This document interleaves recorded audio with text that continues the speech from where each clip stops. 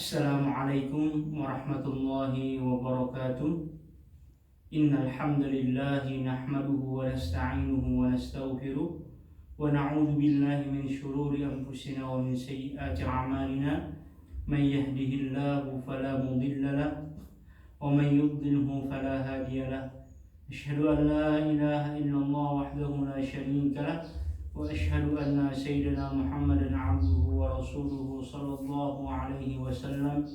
Fa inna asdaqal hadithi kitabullah ta'ala wa khairal huda huda Muhammadin wa syarrul umuri muhdatsatuha wa kullu muhdatsatin bid'ah wa kullu bid'atin dhalalah.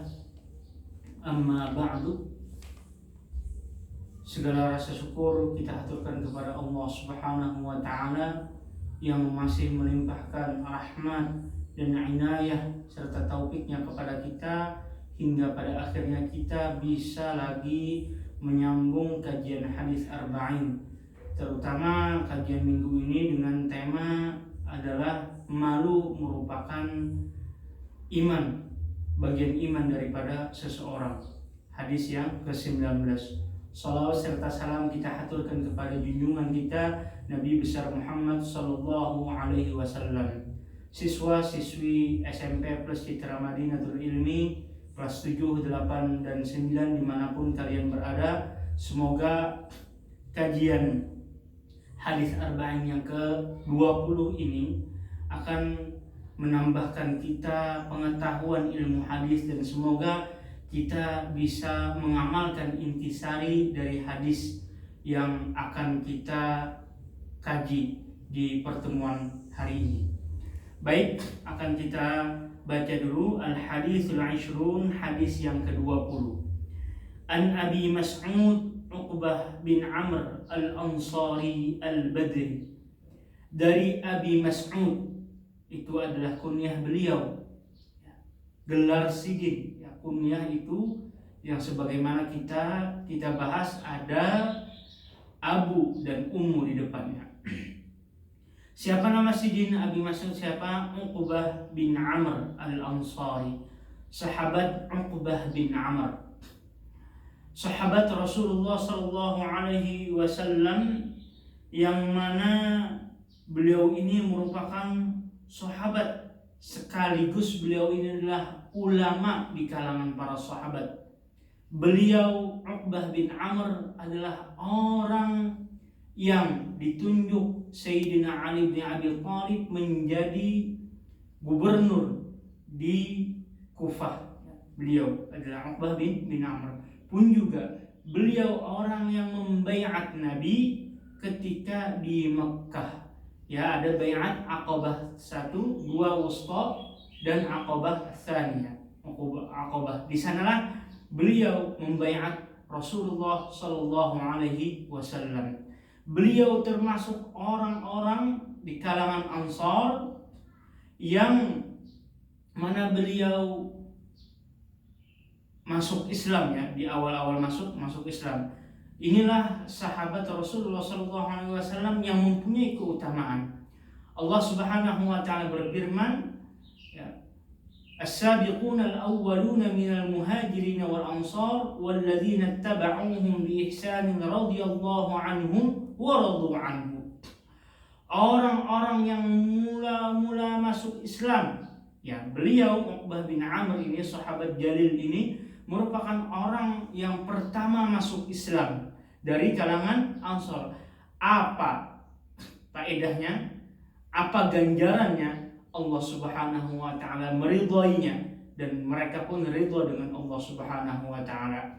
Meski kita tidak sejaman dengan Rasulullah sallallahu alaihi wasallam, tidak bisa bertetap langsung dengan Rasulullah sallallahu alaihi wasallam, namun kita masih bisa mendapatkan ganjaran atau golongan yang ketiga, yaitu alladzina taba'uuhum bi ihsan, yang mana mereka itu mengikuti jejak langkah para sahabat Rasulullah sallallahu alaihi wasallam dengan ihsan, dengan kebajikan. Semoga dengan kita mengetahui sejarah singkat sahabat Rasulullah sallallahu alaihi wasallam yang bernama Uqbah bin Amr ini, kita diberikan oleh Allah Subhanahu wa taala berupa kecintaan kepada para sahabatnya Rasulullah sallallahu alaihi wasallam. Al-Ansari, ya. Gelar Sidin Al-Ansari, apa itu Al-Ansari?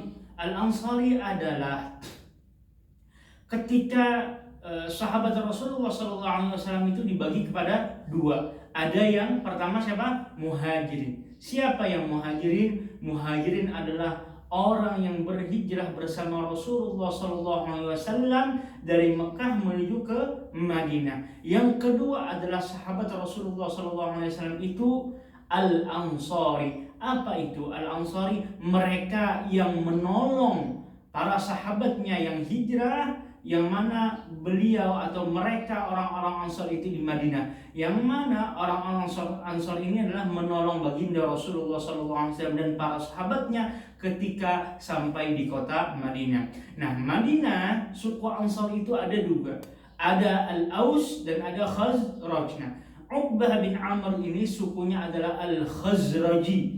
Kemudian lagi Al-Badri. Kenapa disebut dengan Al-Badri? Karena beliau sahabat Uqbah bin Amr ini mengikuti perang Badar, ya, yang mana lokasi Badar ini adalah sekitar 150 km dari kota Madinah. Ya.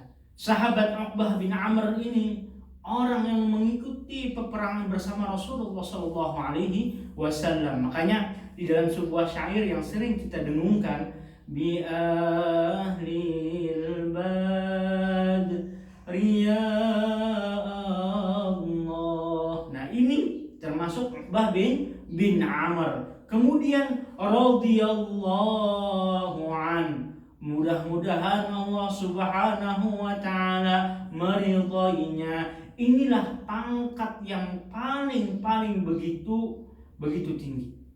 Ya, bukan profesor, bukan doktor, namun ketika Allah Subhanahu wa taala meridainya, maka itulah pangkat yang lebih tinggi. Makanya dari sini kita mendapatkan pelajaran, barang siapa yang mencaci para sahabat, yang mengejek para sahabat, maka bahwasanya dia tidak termasuk golongan Ahlus Sunnah wal Jamaah. Nah, kita sebagai golongan Ahlus Sunnah wal Jamaah, maka kita memuji para sahabatnya, mencintai para sahabatnya dengan mengatakan radhiyallahu an, semoga Allah Subhanahu wa taala meridainya.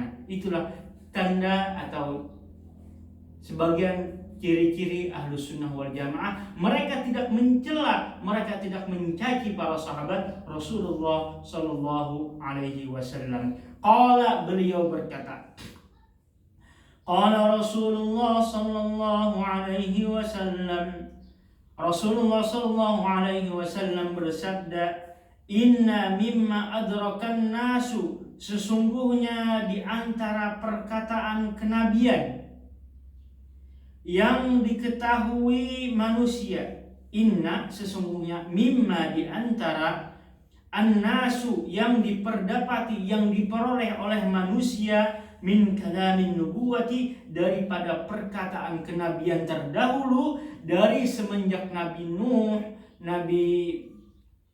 nabi-nabi yang terdahulu yang menjadi rasul, apa perkataannya, ya.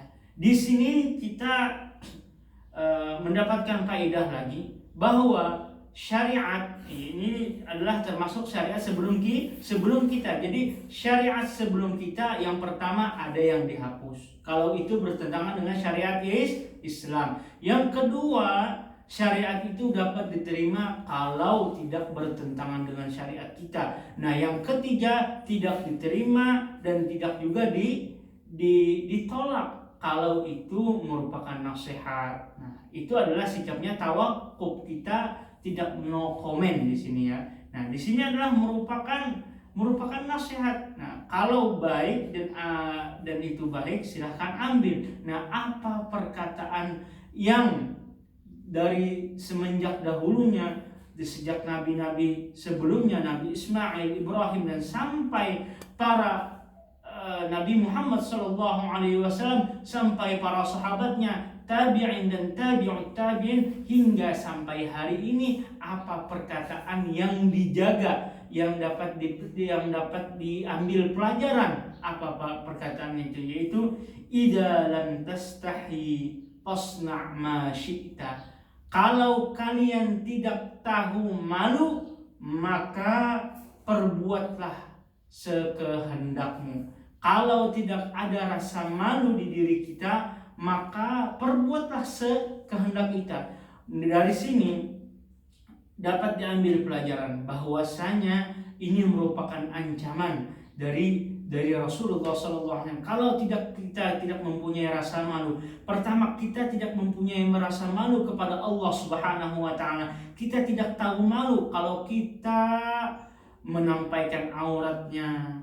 Ya. Kemudian juga tatkala kita sholat bolong-bolong sholatnya, kemudian berkata dusta dan lain sebagainya. Maka kalau tidak tahu malu, maka perbuatlah sekehendakmu. Nah, kemudian malu yang kedua adalah malu terhadap manusia. Ya. Terhadap manusia kita malu kalau kita mengejek orang lain, kalau kita mengaibkan orang lain, kalau kita membuli orang lain. Nah, kalau kita tidak malu, hendaklah perbuatlah sekehendakmu. Namun malu adalah merupakan tanda-tanda ciri keimanan seseorang. Kalau kita punya malu, maka di dalam diri kita mempunyai keimanan. Kalau tidak tahu malu, maka kita akan menggunjing orang. Kita akan melanggar perintah Allah Subhanahu wa taala. Ustaz, di mana rasa malu itu? Apakah di dahi?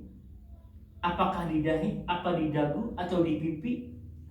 Malu itu letaknya di mana? Di hati.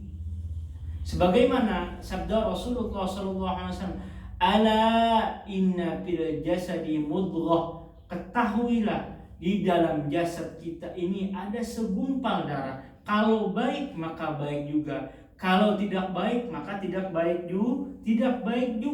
Nah, disitulah ya. Kalau kita baik, ya, kalau di dalam diri kita ada rasa malu, maka kita tidak mau mengerjakan yang tidak baik, ya. Yaitu malu merupakan tanda ciri keimanan seseorang. Itulah pelajaran hadis yang ke-20 ini. Semoga kita bisa mengamalkan intisari hadis ini, yaitu malu merupakan tanda atau ciri keimanan seseorang. Jangan sampai kita tidak tahu malu atau malu-maluin, ya. Semoga Allah Subhanahu wa taala memberikan taufik dan kepada kita, dan semoga Allah Subhanahu wa taala memberi pertolongan, taufik dan hidayahnya kepada kita, dan semoga kita bisa mengamalkan intisari hadis yang ke-20 ini, yaitu rasa malu. Mari kita memupuk rasa malu kita kepada Allah Subhanahu wa taala. Jangan sampai kita meninggalkan suruhannya, ya. Kemudian kalau rasa malu kita kepada orang lain, jangan sampai kita membulinya, ya. Pupuklah rasa malu itu. Itulah pertemuan atau intisari kajian hadis yang ke-20 ini. Semoga Allah Subhanahu wa taala memberikan taufik dan hidayahnya. Amin ya rabbal alamin. Assalamualaikum warahmatullahi wabarakatuh.